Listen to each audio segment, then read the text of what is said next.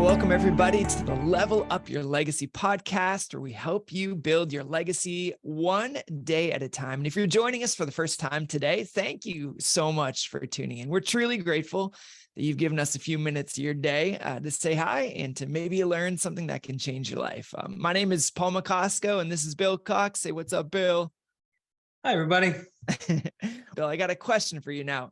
Something that I've admired in you for many years is that you write handwritten thank you notes to people, and not only just like once or twice. This is something that's in your routine. I know I've received a bunch of those thank you notes over the years, and I appreciate that.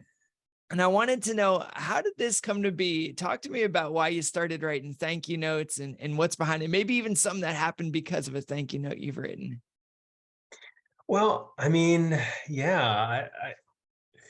a law that we talk about in one of the leadership courses we teach, the 90-day trek for everyone, which is all about empowering the leader within. It's kind of a base level leadership course, but it's really all about understanding how you can live a life of influence.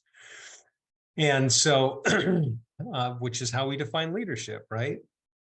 But one of the laws is the law of addition, and the law of addition states that leaders add value by serving other people. And I think that's just such an amazing way to live life.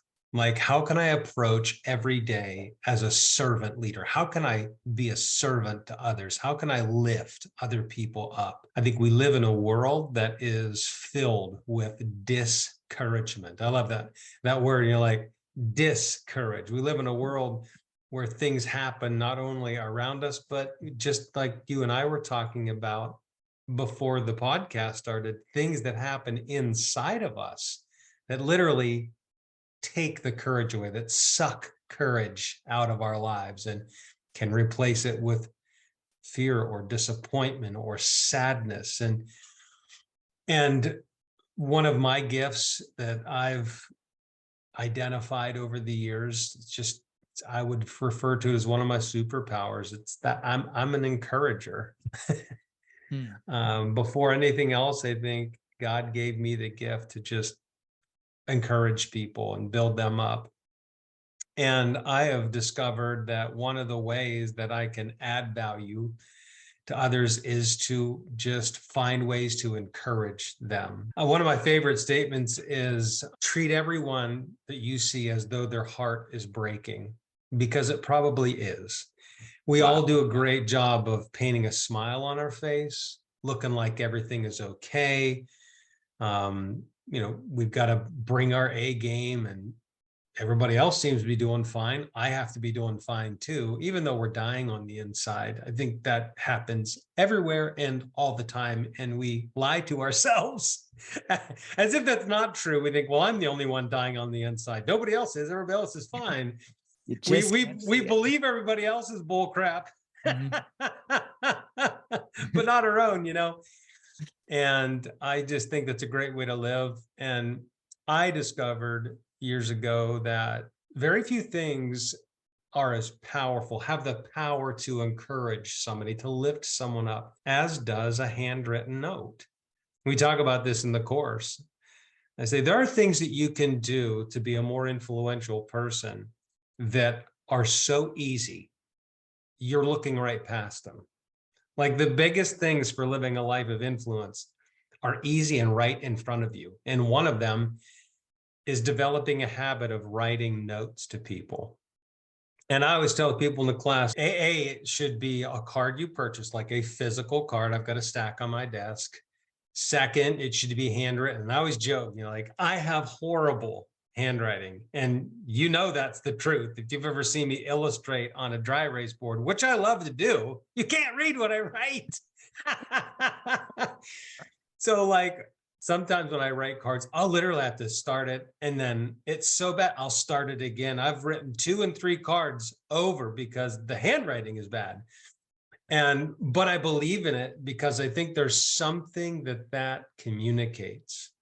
When you took the time to purchase the card, not just voice dictate something or tap something on your keyboard, not an IM, not an email, no, a card that you purchased, you wrote it out by hand, you purchased a stamp, you addressed an envelope and you took it to a mailbox, there is where I think old school wins every time. There is where I think technology fails us. There are some things that the old way of doing them is by far the most powerful. And writing handwritten cards is one of them. You can see on my desk behind me, I've got, 3 cards on there. All of them are encouragement cards. One is from my wife for Father's Day. One is from my son from Father's Day. And this is a thank you card that I got from my good buddy Ed Shields for performing the wedding for his daughter. And I mean, if I read to you what my son wrote to me for Father's Day, I wouldn't get through this podcast. And notice that those are all handwritten cards sitting on my desk, and they'll be there for a while. Because when I'm feeling discouraged, all I need to do is look at one of those cards and even reread it. And the residual power that comes from a handwritten note is unbelievable. It has staying power in a person's life. I always say that you should never write criticism, or whenever you're having conflict or you have something hard to say, it should never be written. But that's what people always do. Yeah, for sure. That should always be face to face. But when you're encouraging somebody, when you're giving somebody positive feedback, I say always write it, because it can be a source of residual and continual power in a person's life that we can't even understand. And I just know that from my own experience. I've got a folder that thick of cards that I still haven't thrown away. I don't want to throw away. It's very hard for me to throw away a thank you note or an appreciation note, because it's so powerful. It takes a level of intentionality. Like, I love that you painted the picture. Like, you have to purchase the card. You have to think of what you want to say. You have to handwrite it in your own penmanship. You have to put a stamp on it. You have to send it, right? It takes time. I love that level of intentionality. It says that you are worth that effort to me. Yeah, When you say exactly thank you like that. And so, yeah, that's such a great point. I mean, you're really making a statement about a person's value, about their intrinsic worth, right? And we're people of faith. We believe that as human beings, we are image bearers of God. And Psalm 139 tells us we are fearfully and wonderfully made, that God thinks about us, that God rejoices over us, that when we cry, the psalmist says that, God captures our tears in a bottle, and he captures all of them. I mean, like, if you ever questioned your worth and your value and your dignity, we need no further than to see how God thinks about us. And I think as image bearers, we can be God with skin on for other people. It's hard to internalize that or appropriate that when we, as people of faith, because we can't physically see the Lord, but we can see other people, and we can be ministers of his grace and his love and his encouragement, and be the Jesus with skin on for other people. And it's fun. It's fun living life that way. I get a kick out of knowing that, hey, a couple of 3 days, this is going to hit this person's mailbox. And I can't wait for that, because I know it's going to it's just going to breathe life into them and make them feel loved. And I always say, if you just did one of those a day, or even one per week, think about that. If you did one card per week, which is very doable, for 52 weeks for a whole year, think of how you would have expanded your world and touched 52 different people's lives. It's incredible. I think it should be a habit of every leader, just a regular discipline that they do. And a simple way to do it is just have a stack of note cards on your desk. We talk about one of the keys to developing healthy habits is having visual cues. So a stack of cards on your desk is like the visual reminder, I need to do that today.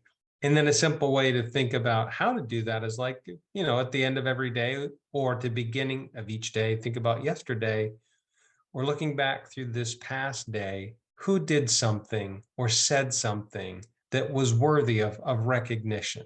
People do things all the time that are worthy of recognition, that people see, but they don't recognize. They don't call it out. They don't name it. They don't praise it. They don't bless it. And to me, that's such a crime. I mean, really. And from my perspective, that's the first responsibility of leaders, of like protecting the temperature on a team and the encouragement level of teams, and setting the standard for just how we make people feel, not fluff, but like real contributions, things that people did, things that they said, areas where they went kind of above and beyond, that you just very specifically call out, name specifically what it is that you appreciate them for or what they did. That's very important. Be specific and just affirm your appreciation for them as an employee, as a colleague, as a friend, as a family member. It never gets old. Well, I like that too, because you're actually looking for those things. Like, I feel like during the day, we're so hardwired to look for the challenges, look for the problems, look for the things we need to solve. That's right. If we're intentional to look for the good that's happening, to look for a way that someone is excelling, to look for something that you can encourage in someone else, man, not only it will shift their perspective when they receive that thank you note, but that honestly shifts your perspective as you're walking through your day. Like, how often do we say, I'm going to look for the good today? I'm going to go look for someone who's doing an excellent job so I can encourage. Like, man, that's a game changer. I love that thought. Yeah, it's a great point. And if you think about it, generosity, this is really about being a generous person, living a generous life. It's its own reward. And this is just an area where we can be generous. Not everybody has a ton of money. We can even say, I don't have a ton of time because I'm so busy, but you can be generous with your words. You can be kind and encouraging with the things that you say. And while that may come more naturally for some than others, it's still one of those disciplines that you can learn. And, going back to the words of Jesus himself, it is more blessed to give than to receive. When you start giving encouragement, being generous with your words, intentionally finding people to bless and build up, it will make you a more happy person. So when you have those challenges to face in the business, you're going to feel much more buoyant and upbeat and ready to face those challenges because you've already kind of level set your emotional psyche by being a generous, others-focused person. I love that. You could be generous with your words. So maybe, leader, today, the charge is to be generous with your words, to be intentional, to encourage someone, to start looking for the good that you can edify someone with today. I want to thank you for tuning in today. I hope you'll come back and join us. As we close, I want to say we're going to make a recording of this video available to our viewers later on. So if you haven't yet signed up for our emails, go to billcoxcoaching.com. We'll be sure to keep you encouraged each week, right? We're going to live out what we just talked about. Yeah. And so maybe take a moment to encourage someone with this post, tag them in it if they've been an encouragement to you. And until next time, this is Paul McCosco and Bill Cox saying so long for now on the Level Up Your Legacy podcast. Bye, everybody.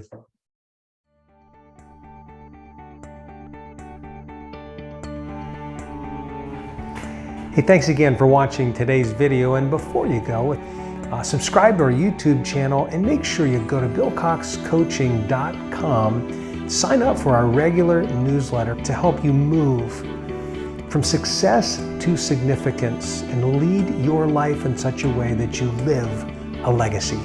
Have a great day.